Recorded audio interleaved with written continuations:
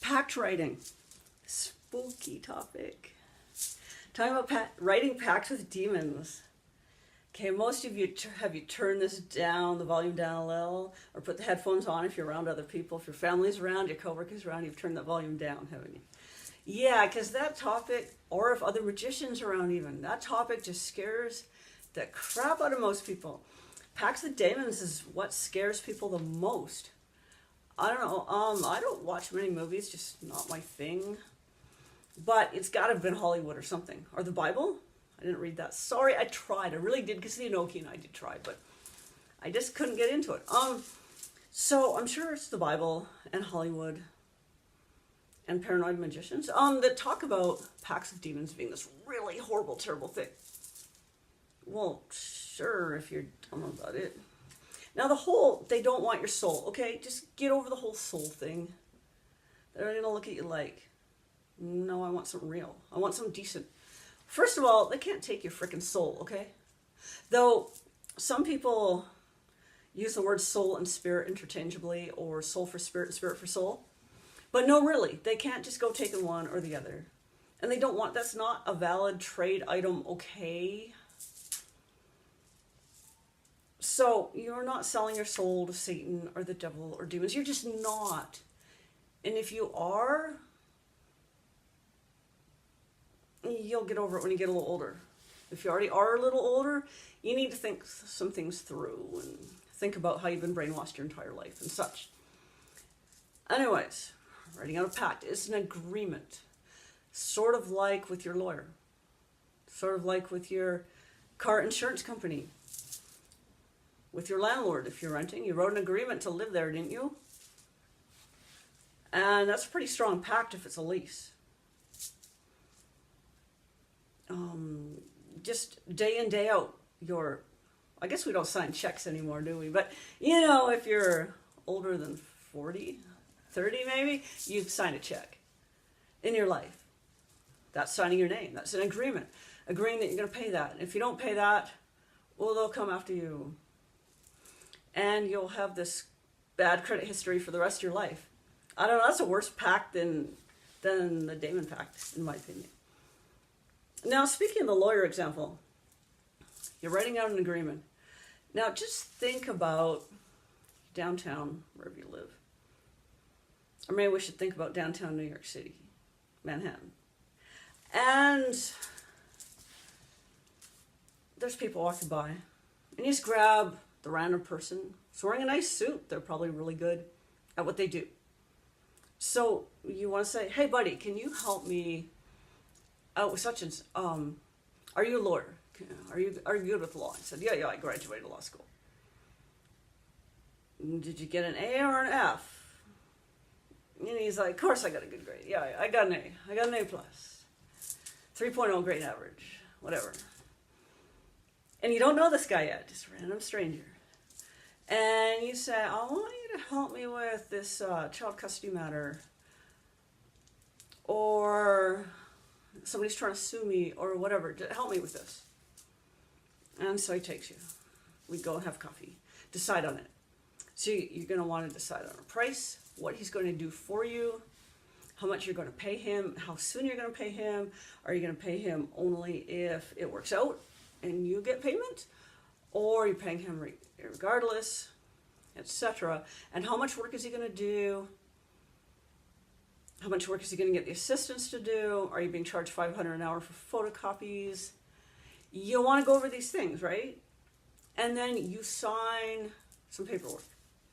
And she signs some paperwork.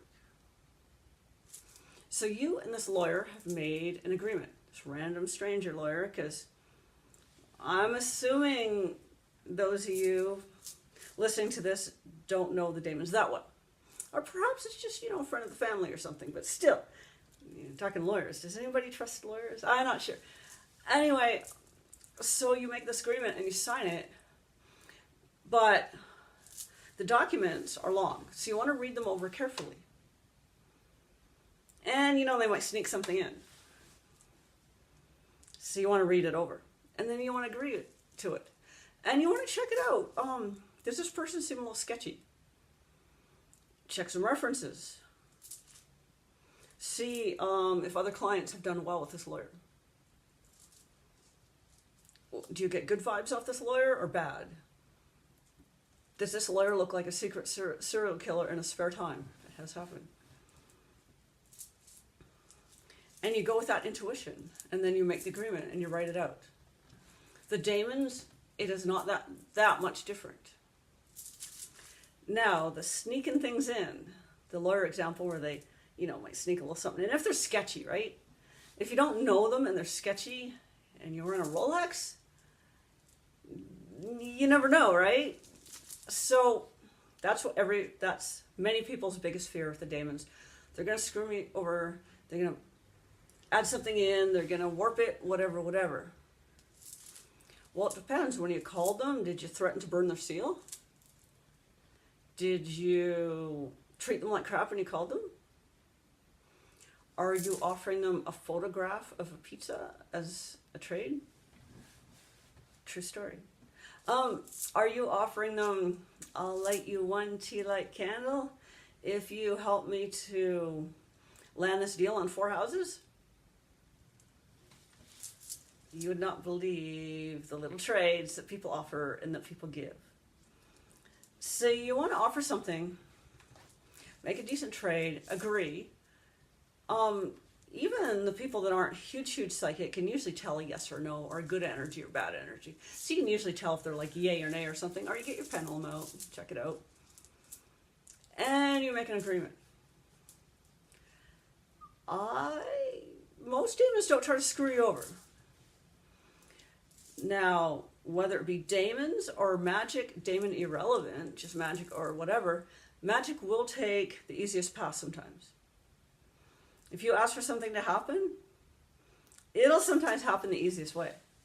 If you ask for a certain city in the UK and you end up with a city in the same name in the US with your house that's worth 1/10 as much, yeah, sometimes that'll happen. So you've got to be very, very specific. It's not like they're trying to screw you over. It's that you aren't specific enough. And even if you weren't working with the Daemon, if you're drawing sigils or whatever, or doing some other type of magic, it works that way too. Is magic will just take the path it can take. Also, ever thought of, okay, so you ask the Daemon for a new car, and you get some toy car or something, right? Something silly like that. Or somebody gives you a photo of a car. You're like, don't get too pissed off yet. You say, thanks, we need to up that a bit. That's not quite the agreement. But sometimes it starts out where you get that. And then you'll get an old clunker used car. Don't start complaining yet. Sometimes it's a workup sort of thing. In general, the Daemons that we get along with do want to help us out. As long as we're not douches, as long as we're respectful, as long as we get along with the particular one that we're calling, as long as we're asking them to help us with something that they specialize in, they like to help us out. So you get the used car. Don't sit there complaining and yelling and screaming. Trying to burn the seal. We covered the burning the seal already. But, maybe they're working up to it. Maybe they're seeing if you can handle a used car. Maybe they're seeing if you can afford the insurance on a used car. It's way cheaper than on the brand new car. You also want to take into account if something you're asking for can manifest. People email me all the time and they want money spells or win the lottery. Okay, the lottery ones, I just throw out, unless they're talking like winning 100, 200, whatever, a few hundred, scratch and win something, maybe, I don't know. But, everybody wants to win the jackpot billions. If I could just make any random stranger win the jackpot billions, see, that wouldn't be so great, because that would mean other magicians could too, and that would totally rig the odds, and the lottery wouldn't be worth even trying for, because too many people would be winning. But also, if I could win the jackpot billions, I'd be doing these videos from a different location around the world every week.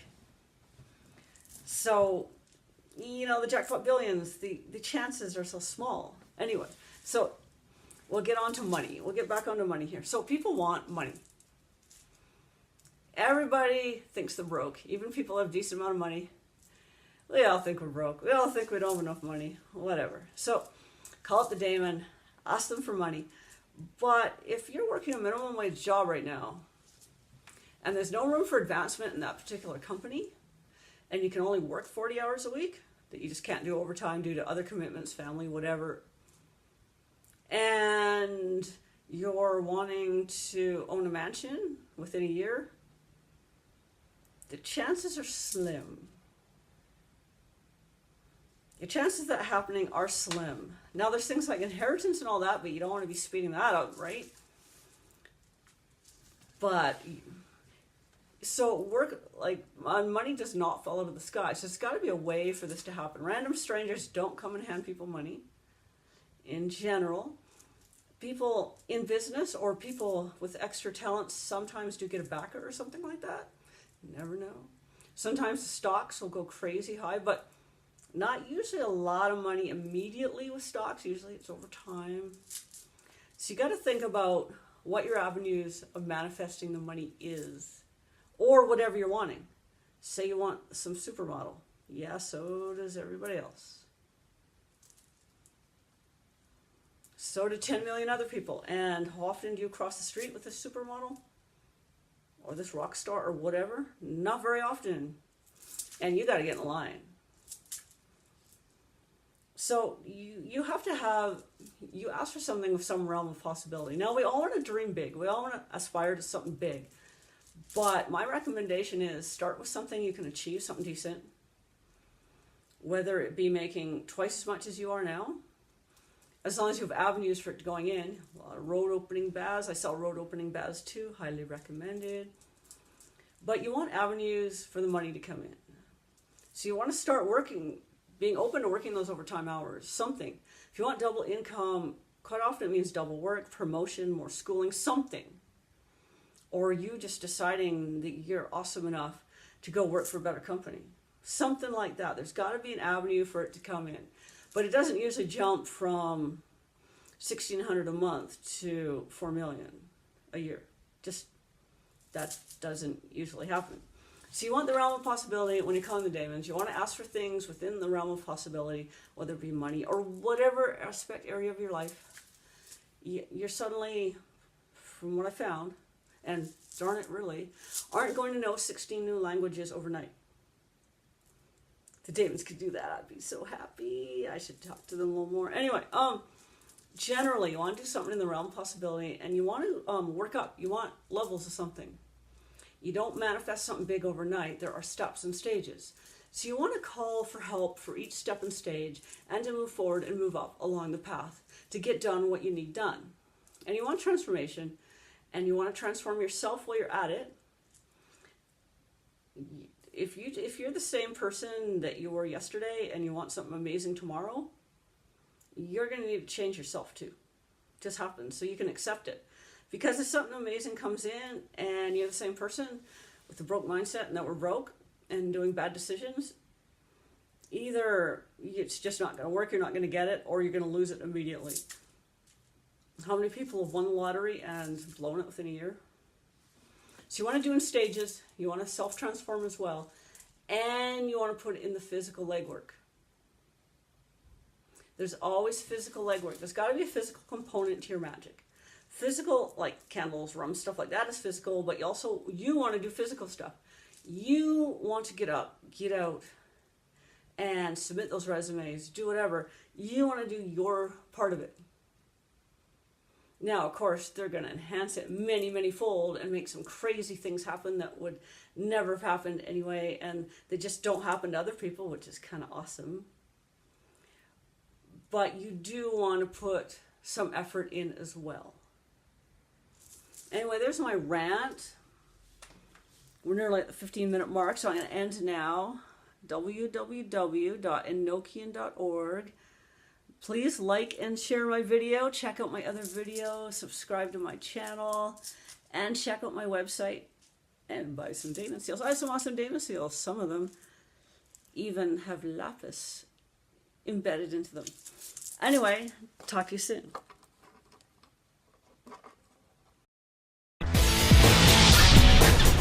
Thanks for watching, comment, like, and share.